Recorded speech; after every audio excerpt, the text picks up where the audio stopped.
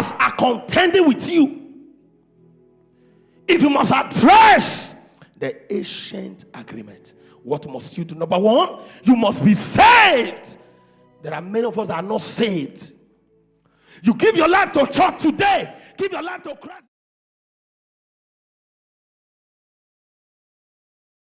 You live a certain kind of life and you expect God to bless you. You must be saved.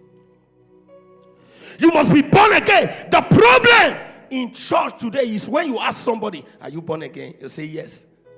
When you ask the person, why do you feel you are born again? And they go church. Listen to this. That you go to church does not make you a Christian. Churchianity is not Christianity. That you go to church won't make you a Christian. Is the heart of Christ that you have. Sir, a young lady was teaching in the children's class one time. She was talking about the attribute, the character of Jesus. And she asked a question. How many of you know Jesus? One young boy stood up and said, Mommy, I know Jesus. The lady said, how? He said, Jesus stays in my backyard. The auntie said, Jesus stays in your backyard? The young boy said, yes. He said, I will show you Jesus. She was talking about the character of Jesus. When they closed, she said she took interest. Took the young boy and said, go and show me Jesus. The young boy took her hand. They got to the house. He knocked at the door. A tiny boy with boxers came out. The young boy said, Auntie, this is Jesus. And the auntie said, how? He said, every character you are talking about Jesus, this boy has it. Let me ask you a question. Can your wife boast that you are a Christian? Can anybody boast here that you are a Christian? Because when you leave the church, you are not another person. When you leave the church, you can tear down a fellow brother with your mouth. Tear down a fellow believer with your mouth. You can't be in a place where people are speaking against a sister and you stand for them. You can't be in a place where people are killing your fellow member and you are not a Christian. Yes, sir. Wickedness in the body of Christ. You see people in church, you are planning the downfall of men of God. Listen. Many years ago, a man was preaching, a pastor was preaching, and a member stood up and said, Pastor, you are preaching against me, and slapped the pastor. And the pastor looked at him and said, I will not slap you, but the God that called me will call you. 2 years later, all his business closed. And he went to meet his pastor when he left that church to another church. And the pastor said, you have a call. The Lord just called you. And he said, Daddy, I hear. I've been having different kind of dreams. And the pastor said, I will post it to a branch. They posted to a branch. The person that welcomed him gave him slap. He began to eat free slap, free slap, free slap, all over the years. And a man of God called him and said, go and look for that pastor that you offend. There are many of us in the church that are not Christian. See, listen, this is how I preach. Do you still like me? Can I continue? There are many Christians in church that don't know God.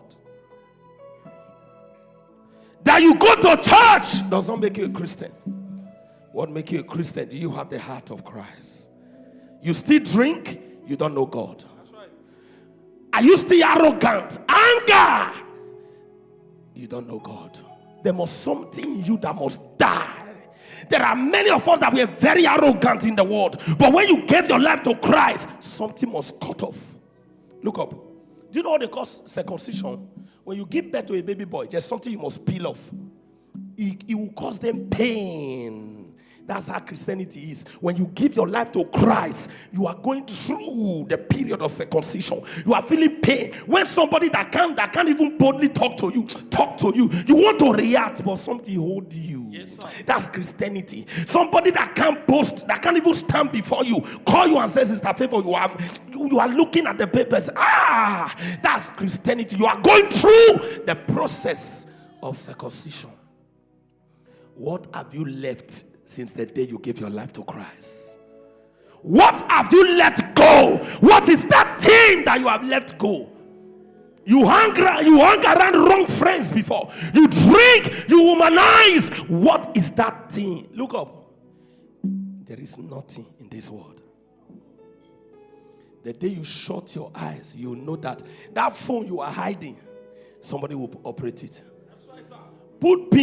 Put all the pins. Lock WhatsApp. Lock everybody. Save the lady's number with my wheelbarrow. Save the guy's number with my drummer. Yes, save it. Somebody will read it.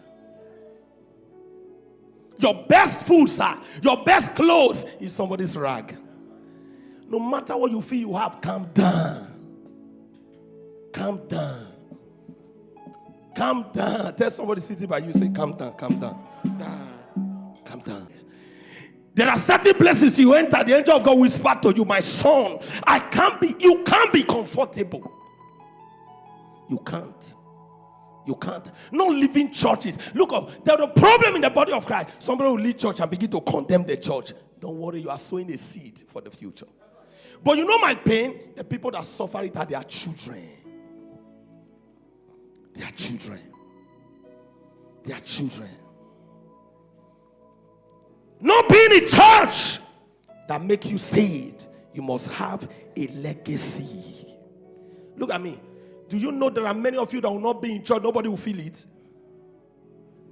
It shows that you are not doing anything in the body of Christ. When last did somebody call you and say, I don't see you for church? Because when praise is going on, you are looking at who is singing. Who will be this one? And leave her. Yes, right. You know what many of them make me say? When I was a choir leader many years ago, sir, somebody walk up to and leave her. Yes. I say, you see, if I was not matured, I would have suspended somebody unknown to me. That's how many of us have. I say, I was not matured, I would have suspended somebody unknown to me. That's how many of us are very quick to judge, and God judge you. The thing you are doing today is a seed for tomorrow. You know one thing that many of us don't fear? You may be speaking against a pastor. He's not with you. His spirit is with you. So long a man of God has laid hand on you, be careful. This message is supposed to be for Sunday service. Be careful. There are wicked people. Hear this. When you make peace with somebody, you are not helping the person, you are helping yourself. Because bitterness towards somebody is like drinking poison, expect the person to die. If you hold any grudges against anybody, just free yourself, greet the person. You discover there's a burden that will leave you. You'll be free.